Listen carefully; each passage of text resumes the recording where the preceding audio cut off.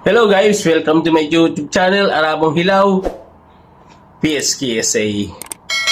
Unang step ay manunumpa manunumpa ang muna. Senate President bilang presiding officer. Pangalawang step, pasusumpain niya kaming lahat ng mga senador bilang senator judges. Kasunod niyan, finally, once and for all, babasahin sa amin ang articles of impeachment. Pero lahat ng yan, maaring hindi umabot sa isang oras. Kasi originally, ang magiging presentation muna nung articles of impeachment bago daw mag-convene bilang impeachment court. Ayon sa pagkaalam namin sa konstitusyon at sa rules of impeachment, yung kwento ko po yung sequence of events. Manumpa ang presiding officer, manumpa ang senator judges, babasahin ang articles of impeachment. So, kailangan po ba yung prosecution team ng House yung magbasa on the floor nung articles of impeachment o pwede na yung Senate Secretary as the clerk of court ng impeachment court? Ang naging practice ay yung House prosecutors na nagpe-present ng articles of impeachment. Pero kung base lang sa Senate rules of impeachment, maaring simpleng opisyal dito o assigned person sa loob ng Senado ang magbasa ng mga ito sa amin bilang senator judges once convened na kami as impeachment trial court. Pero ma'am, confident kayo na kapag nag-motion, makakakuha kayo ng enough votes para suportahan ng mga senador? It shouldn't even require. Hindi na Sapat kailangan? no.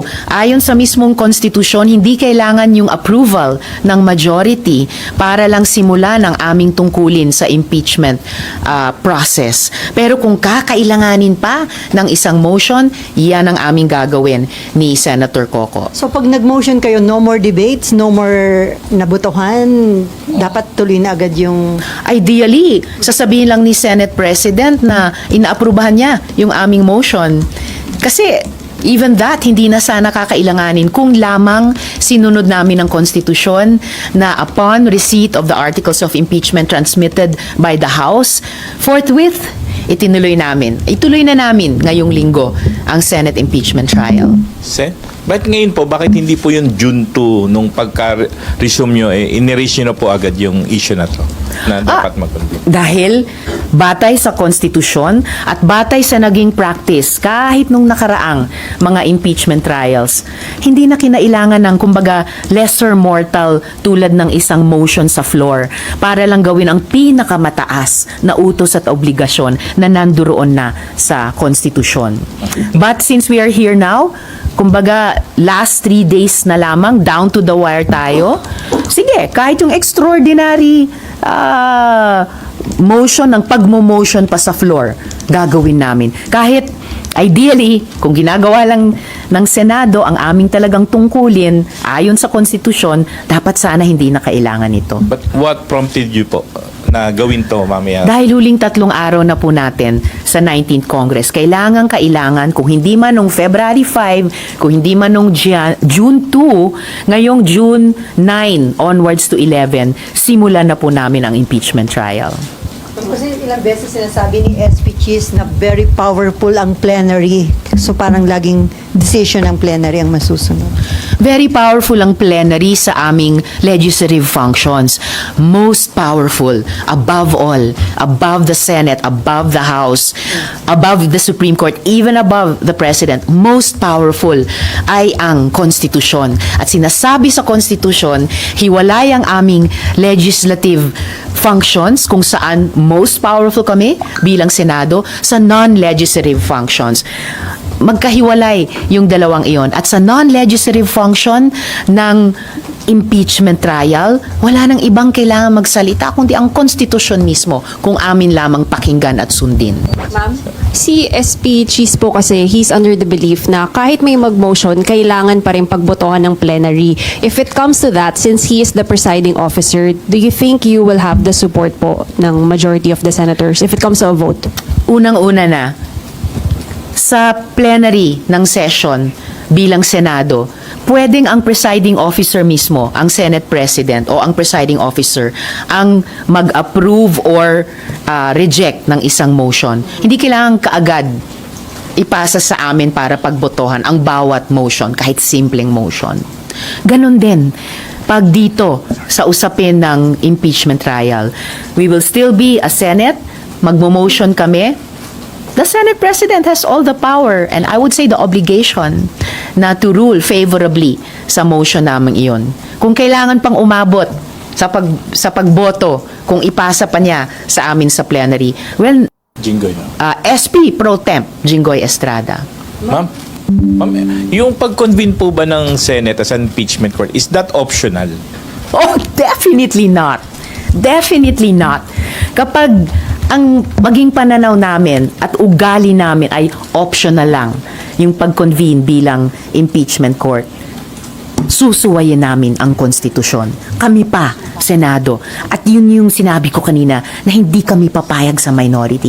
Hindi ako papayag bilang senador na kami pa ang Senado ang susuway sa konstitusyon.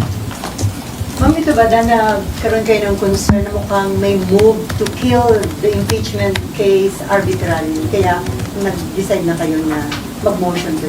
Well, sila na ang nagsasabi na bukod sa convict or acquit decision, may option pa na dismiss. Walang ganun po sa konstitusyon. Wala rin pong ganun sa rules on impeachment. No? Sila na yung pinapaaga yung valedictory speeches ng mga graduating senators. May lumalabas na kung ano-anong mga concerns na kung magva-valedictory na sa Martes, baka kulang ang mga tao sa Miyerkules. And alam naman natin, kailangan natin ng sacrosanct quorum na yan to transact business.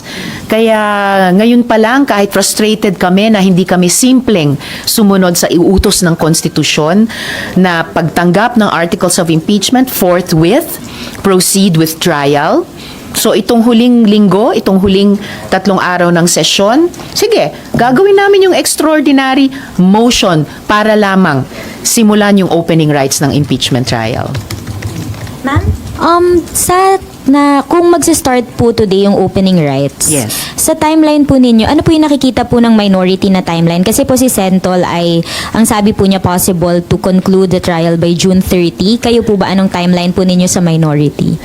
Wala po kaming binubuong or ipinapanukalang timeline kasi opening rights pa lang hindi pa magawa-gawa eh. So we want to get over this first. Dapat hindi siya naging hurdle. Pero naging hurdle pa. We just want to get over this first hurdle.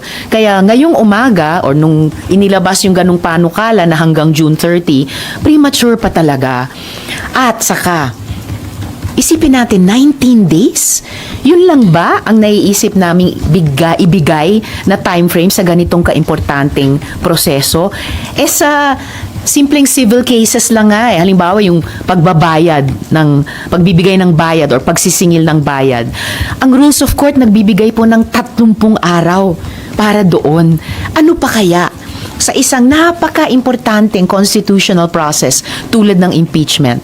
And remember, hindi lang po iisang article of impeachment ito. 7 articles of impeachment. Hindi pa nga namin narinig formally ano-anong mga articles.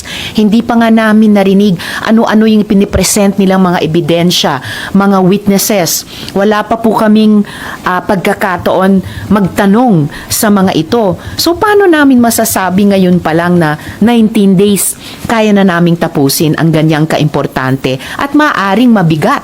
Kasi meron lang kaming chance matimbang gaano kabigat ba, gaano katagal namin kailangang tanungin ito kapag narinig na namin. Hanggang ngayon, hindi pa napagbigyan yung prosesong iyon.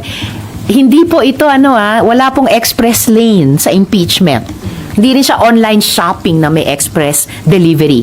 Bigyan naman natin ng hustisya ang prosesong ito. Bigyan natin ng hustisya pareho ang mga panig ng House prosecutors at pati yung kampo ni VP Duterte. At higit sa lahat, bigyan natin ng hustisya ang taong bayan na kumakapit sa konstitusyon at dumadami at lumalakas ang mga boses na pinagsasabihan kami, gawin nyo na ang tungkulin ninyo.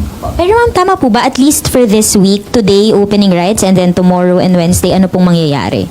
Basta pwedeng once buksan namin yung impeachment Asahan nyo po na magmo-motion kami ni Senator Pimentel na gawin na namin ang opening rights, which would constitute convening ourselves as impeachment court. Panunumpa ng presiding officer, panunumpa naming senator judges, pagpresenta sa amin ng articles of impeachment. Okay? Lala po. Thank you. Yes. Kailangan po na within the day masabihan na din po yung Kamara kung may reading, mapresenta na yung articles of impeachment, paano po yung mangyayari? Well, kung mabalitaan na nila ito, yung aming gagawing motion, nasa sa kanila na po kung paano sila kikilos o hindi kikilos. Basta natapos nila yung trabaho nila hanggang sa transmittal ng articles of impeachment, ang bola nasa korte ngayon ng Senado. So, yung shot clock, matagal nang nag-run out. No? Time to move and not a moment more to lose. Thank you po. Salamat po.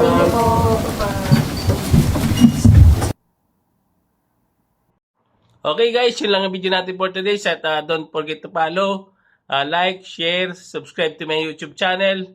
At marami pong salamat sa inyong lahat. God bless everyone. I love you all. Bye-bye.